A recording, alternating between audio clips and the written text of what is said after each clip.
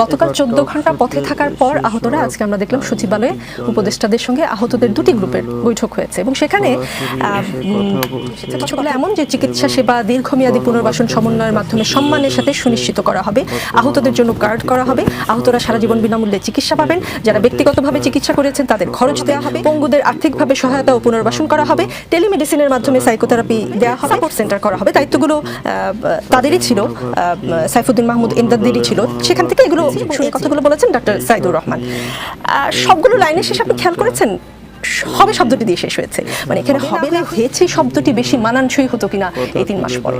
আপনি একদম ঠিকই বলেছেন এবং এই শব্দগুলো 90 দিন পরে ভীষণ বেমানান মনে হচ্ছে, কেননা এই সরকারের প্রধান কর্তব্য যারা নিহত হয়েছেন তাদেরকে কোনোভাবে মানবিকভাবে মর্যাদা দেওয়া, আর যারা আহত হয়েছেন তাদের চিকিৎসা সম্পূর্ণ করা। আমি মনে করি যে 71 সালের মুক্তিযোদ্ধাদেরকে যদি আমরা বিদেশে চিকিৎসার জন্য পাঠাতে পারি, ওই অর্থনীতির বাংলাদেশ 2024 সালে আমরা একজনকে হয়তো দেখেছি, তাও সংবাদপত্রে নিউজ হতে দেখেছি, কিন্তু আপনি জানেন যে আহতদের সময়কালের একটা ব্যাপার রয়েছে, 9 দিনের মধ্যে 90 দিন পরে তা করা যাচ্ছে না এবং সরকারটিকে আমরা একটা শৌখিন সরকার হতে দেখেছি।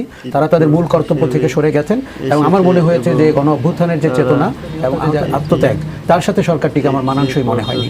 যে স্বাস্থ্য উপদেষ্টা 90 দিন পরে যেতে পারেন, ওনার তো 90 ঘন্টা পরে তাদেরকে ভিজিট করতে যাওয়ার কথা ছিল, উনি আসলে 89 দিন কোথায়। আমার মনে হয় যে এই সরকার গণ অভ্যুত্থানের চেতনা উপলব্ধি করতে ব্যর্থ হয়েছে এবং তাদের প্রায়োরিটি ঠিক করতে ব্যর্থ হয়েছে এবং তারা এখনও বলছেন যেগুলো করা হবে।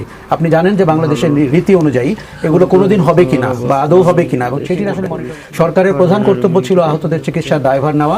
দেখুন, আমি কিন্তু এটা স্বাস্থ্য ব্যবস্থাপনার গাফিলতি মনে করি না, আমি এটি রাষ্ট্র ব্যবস্থাপনার গাফিলতি মনে করি। কেননা কোভিডের মতো সময়ে আমরা স্পেশালাইজড হসপিটাল করেছিলাম, আমরা এমনকি মেকশিফট ক্যাম্প করেছিলাম। কোভিড বাংলাদেশ যুদ্ধ অবস্থায় আছে, এটি যদি তাদের অবিলম্বে পথ ছেড়ে দিয়ে অন্য কোথাও চলে যাওয়া উচিত হবে।